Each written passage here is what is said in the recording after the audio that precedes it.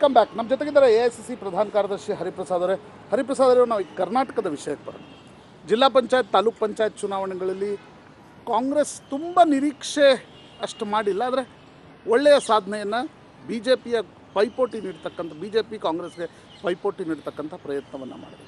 ಜಿಲ್ಲಾ panchayat ZP, TP ಮತ್ತು by election results ಬಗ್ಗೆ ನಿಮ್ಮ ವಿಶ್ಲೇಷಣೆ?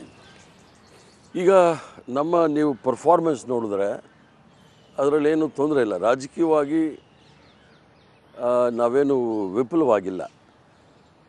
ಕೇಂದ್ರ ಸರ್ಕಾರದ ವೈಫಲ್ಯ ಮತ್ತು ಕರ್ನಾಟಕ ರಾಜ್ಯದಲ್ಲಿ ನಾವು ಬಡವರಿಗೋಸ್ಕರ ಮಾಡಿರ್ತಕ್ಕಂಥ ಕಾರ್ಯಕ್ರಮಗಳ ಇವೆರಡನ್ನೂ ನೋಡಿದಾಗ ಕಾಂಗ್ರೆಸ್ ಪಕ್ಷಕ್ಕೆ ಹೆಚ್ಚಿನ ಸೀಟ್ ಬರಬೇಕಾಗಿತ್ತು.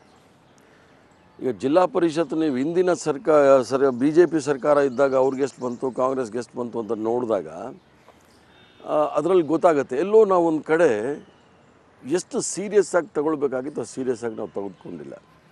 ಯಾಕಂದರೆ ಅಲ್ಲಿ ಸಂಘಟನೆ ಕೂಡ 3 ವರ್ಷ ಆಗೋಗಿದೆ. ಈಗ ಅಧಿಕಾರಕ್ಕೆ ನಾವು ಬಂದು 3 ವರ್ಷ ಆಗಿದೆ.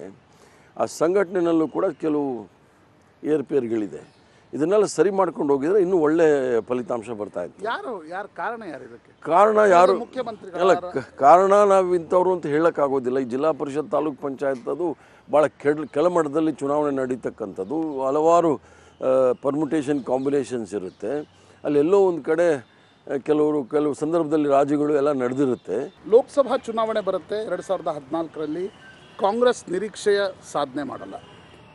ಬೆಂಗಳೂರು ಮಹಾನಗರ ಪಾಲಿಕೆಯ ಚುನಾವಣೆ 5 ವರ್ಷಗಳ BJP ದುರಾಡಳಿತದ ಬಗ್ಗೆ ಎಷ್ಟೇ ಪ್ರಚಾರ ನಡೆದರೂ ಕೂಡ ಕಾಂಗ್ರೆಸ್ ಅದನ್ನು ಕ್ಯಾಪಿಟಲೈಸ್ ಮಾಡಲಿಕ್ಕೆ ಸಾಧ್ಯ ಆಗಲ್ಲ. ಹೆಬ್ಬಾಳದ ಚುನಾವಣೆ ನಡೆಯುತ್ತೆ. ಹೆಬ್ಬಾಳದ ಚುನಾವಣೆಯಲ್ಲಿ ಇಷ್ಟೊಂದು ಗೊಂದಲಗಳ ನಡುವೆ ಕಾಂಗ್ರೆಸ್ ಅಲ್ಲಿ ಸೋತು ಹೋಗುತ್ತೆ. ಜಿಲ್ಲಾ ಪಂಚಾಯತ್ ಚುನಾವಣೆಗಳಲ್ಲಿ ಮುಖ್ಯಮಂತ್ರಿಗಳ ತವರು ಜಿಲ್ಲೆ ಮೈಸೂರು, ಮಲ್ಲಿಕಾರ್ಜುನ್ ಖರ್ಗೆ ಅವರ ಕ್ಷೇತ್ರ ಗುಲ್ಬರ್ಗ, ರಾಜ್ಯ ಕಾಂಗ್ರೆಸ್ ಅಧ್ಯಕ್ಷ ಪರಮೇಶ್ವರ್ ಅವರ ಜಿಲ್ಲೆ ತುಮಕೂರು. ಇಲ್ಲಿ ಕಾಂಗ್ರೆಸ್ನ ಸಾಧನೆ ತೃಪ್ತಿಕರ ಆಗಿಲ್ಲ. ಹರಿಪ್ರಸಾದ್, ಈ ಕ್ಷೇತ್ರಗಳಲ್ಲಿ ಹೇಳಿದರೆ ನೋಡಿ, ಇದರಲ್ಲಿ ಭಾರತೀಯ ಜನತಾ ಪಾರ್ಟಿಯವರು ಮತ್ತು ಜನತಾ ದಳದವರು ಕೆಲವು ಭಾಳ ಟ್ಯಾಕ್ಟ್ಫುಲ್ಲಾಗಿ ಒಂದು ಸ್ಟ್ರಾಟಜಿ ಮಾಡಿ ಕಾಂಗ್ರೆಸ್ ಪಕ್ಷದ ನಾಯಕರನ್ನ ಸೋಲಿಸಬೇಕು ಅಂತೇಳಿ ಮಾಡಿರ್ತಕ್ಕಂಥ ಒಂದು ತಂತ್ರ ಇದೆ ನೋಡಿ. ತಂತ್ರವೋ ಕುತಂತ್ರೋ ಅದು ಅವ್ರಿಗೆ ಜೈಬೇರಿ ಸಿಕ್ಕಿದೆ ಅವ್ರಿಗೆ.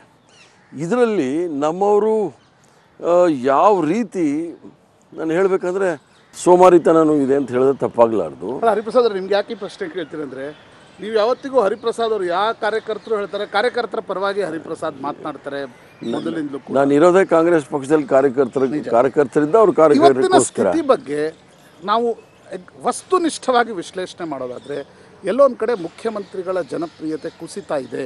ಜನಾರ್ದನ್ ರೆಡ್ಡಿ ಅವರನ್ನು ಟೀಕಿಸಿ ಅಧಿಕಾರ ಪಡೆದಿರ್ತಕ್ಕಂಥ ಕಾಂಗ್ರೆಸ್ ಪಕ್ಷ ಮತ್ತು ಸಿದ್ದರಾಮಯ್ಯರು 8 ಲಕ್ಷ 10 ಲಕ್ಷದ ವಾಚ್ ಯಾರೋ ಕೊಡ್ತಾರೆ ಅಂತ ಕಟ್ತಾರೆ ಅಂದರೆ ಅದು ಕಾಂಗ್ರೆಸ್ಗೆ ಎಂಬ್ರಾಸ್ ಆಗಿದೆ. ಅದು ಕಾಂಗ್ರೆಸ್ ಕಲ್ಚರಲ್ಲ, ನಾನು ಒಪ್ಕೊಳ್ತೀನಿ. ಅದರಲ್ಲೇನು ತಪ್ಪೇನಿಲ್ಲ. ಕಾಂಗ್ರೆಸ್ ಕಲ್ಚರಲ್ಲ, ಒಪ್ಕೊಳ್ತೀನಿ. ಆದರೆ ನಿಮ್ಗೆ ಹೇಳಿದದೇ, ಈಗ ಸಿದ್ದರಾಮಯ್ಯ ಮೊದಲನೇವ್ರೇನಲ್ಲ, ಅಲ್ಲಿ 100 ಜನ ಇದ್ದಾರೆ. ನೀವು ಅವ್ರ ಬಗ್ಗೆ ಯಾಕೆ ಮಾತಾಡೋದಿಲ್ಲ? ಸಿದ್ದರಾಮಯ್ಯ ಒಬ್ಬ ಬಡ ಹಿಂದುಳಿದ ವರ್ಗದವನಾಗಿರೋದ್ರಿಂದ ಅವನು ವಾಚ್ ಕಟ್ಟಬಾರ್ದು ಅನ್ನೋ ಒಂದು ಮೈಂಡ್ ಸೆಟ್ಟು ಇದೆ ಜನಗಳಲ್ಲಿ.